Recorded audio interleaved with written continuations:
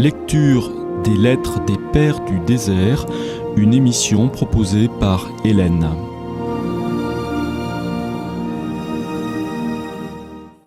Dans cette grande aventure où nous entraînent depuis déjà de nombreux mois ces fameux Pères du désert, dont nous partageons avec vous les lettres qu'ils adressaient à leurs fils spirituels, abordons, à présent pour cette semaine, en la fête de la Vierge Marie, abordons le grand Grégoire de Nice et son très célèbre traité sur la virginité, qui inspira de nombreux pères, et en particulier Jean Chrysostome. La virginité est abordée ici dans son sens le plus profond. C'est la virginité du cœur, qui, une fois purifiée, pourra contempler Dieu.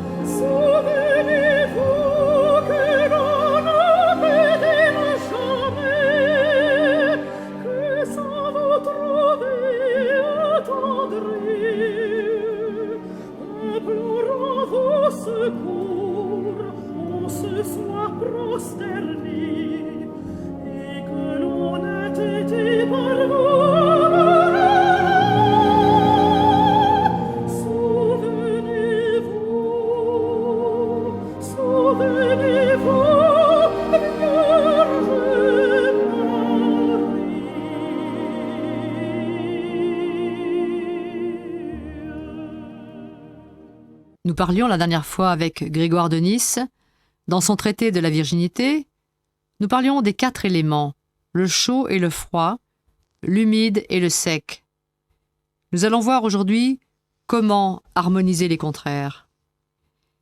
Il y a en effet un mélange inattendu de chaud avec du froid et de l'humide avec du sec, car ces éléments sont unis à leur contraire par une affinité qui s'exerce par l'intermédiaire des couples. Et dissertant avec une certaine subtilité sur les principes de la nature, en voici l'explication. Chacun de ces éléments, le chaud, le froid, l'humide et le sec, diamétralement opposés de par sa nature à l'élément antithétique, chacun est uni à son contraire par leur parenté commune avec les qualités voisines.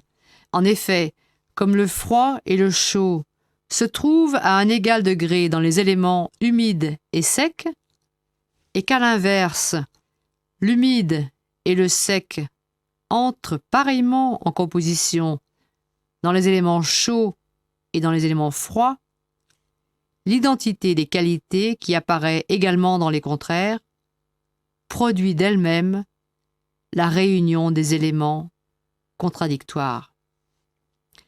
Mais à quoi bon exposer minutieusement pour chacun de ces éléments pris en particulier comment ils sont coupés les uns des autres par leur opposition de leur nature et comment, au contraire, ils s'unissent pour former un tout en se mêlant les uns aux autres par la parenté de leur qualité.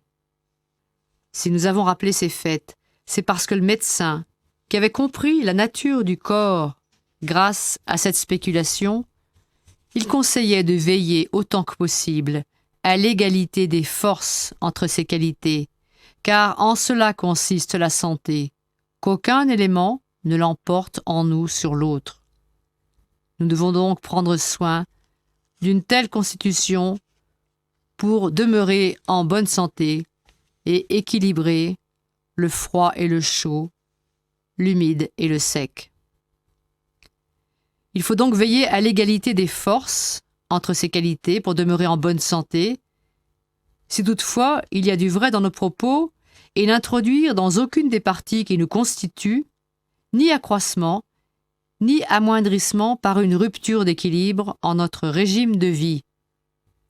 De même en effet que le conducteur de char, s'il conduit des poulains qui ne vont pas du même train, ne presse pas du fouet le plus rapide, ne serre pas les rênes au plus lent, et ne laisse pas non plus le poulain vicieux ou rétif libre de se porter au désordre selon ses propres impulsions, mais s'il dirige celui-ci, retient celui-là, touche l'autre du fouet jusqu'à ce qu'il obtienne la conspiration de tous en vue d'un effort unique pour la course. De la même manière, notre intelligence, qui tient en main les rênes du corps, n'aura pas idée d'ajouter du feu à l'ardeur exubérante de la jeunesse, et ne prodiguera pas les glaces et les flétrissures à un être refroidi par la passion ou par le temps. Pour le reste des qualités, il écoutera pareillement l'écriture, afin que l'abondance n'ait rien de trop et que l'indigence ne manque de rien. Mais retranchant ce qui passe la mesure en l'un et l'autre sens, il aura soin d'ajouter ce qui manque et se gardera avec un zèle égal de ce qui rend le corps inutilisable en l'un et l'autre cas.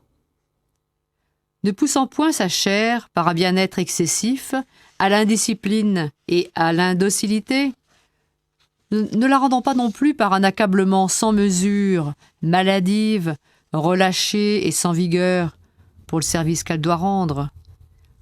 Le but suprême de l'abstinence, c'est de viser non point à accabler le corps, mais à faciliter les fonctions de l'âme. C'est près de toi qu'est la parole, dit l'apôtre. C'est de ton foyer que vient la grâce.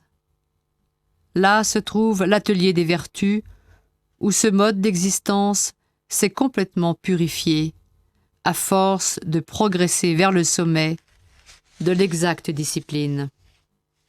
L'Ecclésiaste disait « Deux valent mieux qu'un », et l'homme seul est facile à vaincre pour l'ennemi qui dresse des embuscades sur les routes divines. Et c'est bien vrai.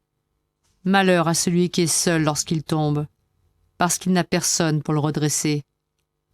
Déjà, en effet, certains se sont abandonnés à l'élan heureux qui les porte vers le désir de cette vie noble, mais s'imaginant touchés à la perfection dès l'instant qu'ils l'ont choisie, ils ont, du fait de leur fol orgueil, trébuché dans une autre erreur, s'abusant en leur démence sur cette beauté vers laquelle inclinait leur pensée.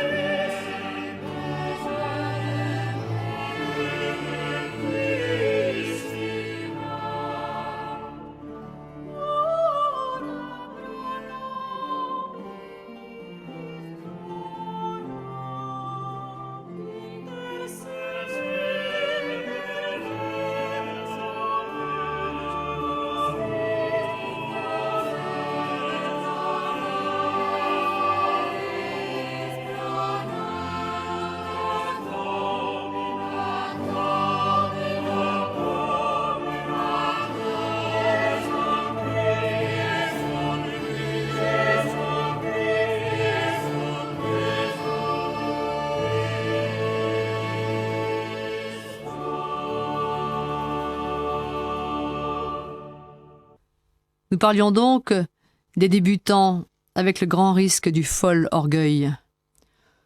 On compte parmi eux ces gens que la sagesse nomme oisifs et qui jonchent d'épines leur propre route, qui estiment nuisible à leur âme l'ardeur pour les œuvres des commandements, qui annulent les exhortations apostoliques et qui, au lieu de manger honnêtement un pain qui leur appartienne, guignent celui d'autrui, érigeant l'oisiveté en art de vivre. Et de là viennent ces rêveurs qui accordent aux tromperies de leurs songes plus de crédit qu'aux enseignements de l'Évangile et qui appellent révélation leurs imaginations.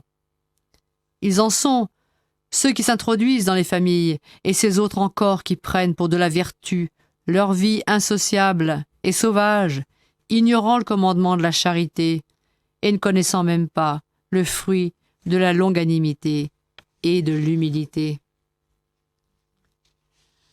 Le directeur spirituel, c'est un flambeau dont la flamme se propage. De même en effet qu'à partir d'un seul flambeau allumé, la flamme se propage à toutes les lampes qui l'approchent, tandis que la lumière initiale n'en est point diminuée et qu'elle se communique au même degré à tout ce qui participe à sa lumière, ainsi ce noble idéal de vie se propage-t-il de celui qui l'a parfaitement pratiqué à ceux qui l'approchent. Car elle est vraie la parole du prophète, celui qui vit avec un homme saint, innocent et choisi, devient tel. Il s'en trouve beaucoup qui, malgré la jeunesse de leur âge, sont devenus tout chenus par la pureté de leur chasteté, devançant la vieillesse par leur raison et, en quelque manière, transcendant le temps. Ils ont fait preuve d'un amour plus violent et plus véhément pour la sagesse que pour les plaisirs corporels. Non qu'ils fussent d'une autre nature, en tous la chair a des désirs contraires à ceux de l'esprit, mais parce qu'ils ont parfaitement écouté celui qui a dit « La chasteté est un arbre de vie pour tous ceux qui s'y attachent. » Sur cet arbre, traversant comme sur un radeau la houle de la jeunesse, ils ont abordé au port de la volonté divine, et ils tiennent maintenant leur âme tranquille dans le calme et la sérénité, bien heureux de leur excellente navigation. Eux qui ont affermi leurs intérêts sur la bonne espérance, comme sur une ancre solide et qui se tiennent impavides loin du trouble des flots, ils ont proposé à ceux qui les suivent l'éclat de leur propre vie, comme des signaux de feu lancés par un fanal situé sur une hauteur. Ainsi donc, nous avons un point de mire sur lequel fixer nos yeux pour traverser avec sécurité la houle des tentations. Pourquoi me demander avec indiscrétion si certains de ceux qui ont conçu de tels projets ont été vaincus et abandonné pour autant cette affaire comme impossible?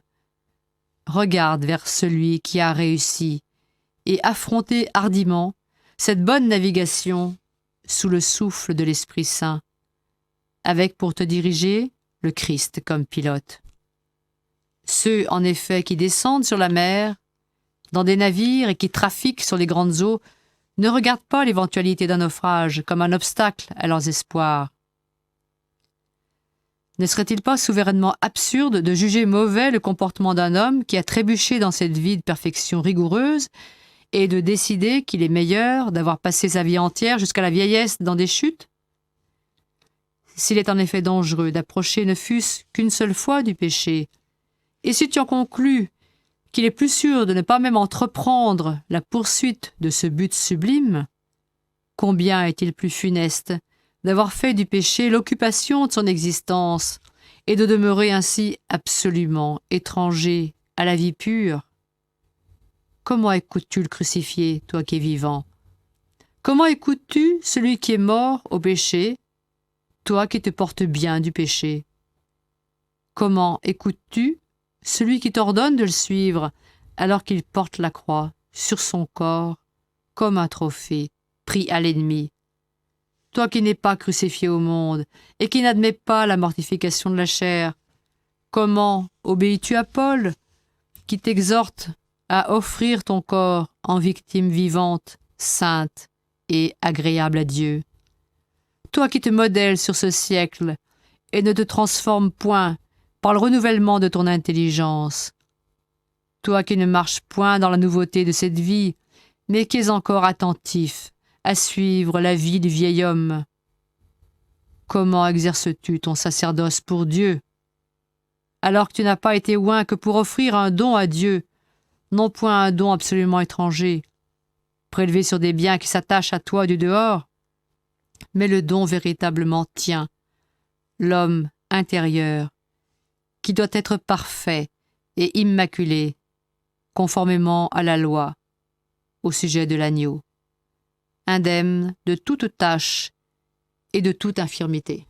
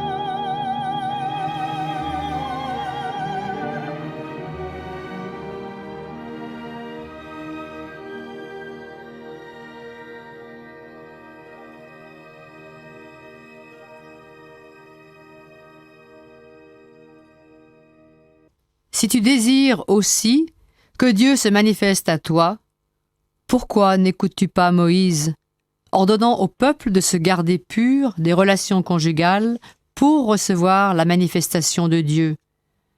Si cela te semble insignifiant d'être crucifié avec le Christ, de t'offrir toi-même en victime à Dieu, de devenir prêtre du Dieu très haut, d'être jugé digne de la grande manifestation de Dieu. Qu'imaginer pour toi de plus sublime que tout cela, si même les conséquences de ces choses te semblent insignifiantes? Par la crucifixion, avec lui en effet, on obtient d'être associé à sa vie, à sa gloire, à son règne. Et par l'offrande de soi-même à Dieu, on peut être promu de la nature et dignité humaine à celle des anges. Ainsi que le dit lui-même Daniel, des milliers et des milliers étaient présents près de lui. Celui qui a reçu le véritable sacerdoce et qui s'est joint au grand prêtre, sans aucun doute, il demeure prêtre lui aussi, pour l'éternité, sans être plus jamais empêché par la mort de demeurer à jamais. Le profit d'avoir été jugé digne de voir Dieu consiste en cela même d'avoir été jugé digne de le voir, car la cime de toute espérance, l'accomplissement de tout désir, le terme et le résumé de toute bénédiction, promesse divine et biens ineffables dont nous croyons qu'ils dépassent la connaissance sensible et intellectuelle. C'est ce que Moïse a passionnément désiré voir, ainsi que beaucoup de prophètes et de rois. Seuls en sont dignes les cœurs purs, qui sont réellement bienheureux et appelés tels parce qu'ils verront Dieu. Nous voulons que tu deviennes aussi un de ceux-là, toi qui as été crucifié avec le Christ, qui t'est offert à Dieu en prêtre chaste, qui est devenu une victime pure et qui t'est préparé en toute pureté, par ta virginité, à l'avènement de Dieu, afin de voir Dieu toi aussi avec un cœur pur, selon la promesse de notre Dieu et Sauveur Jésus-Christ. À lui la gloire et la puissance dans les siècles des siècles. Amen.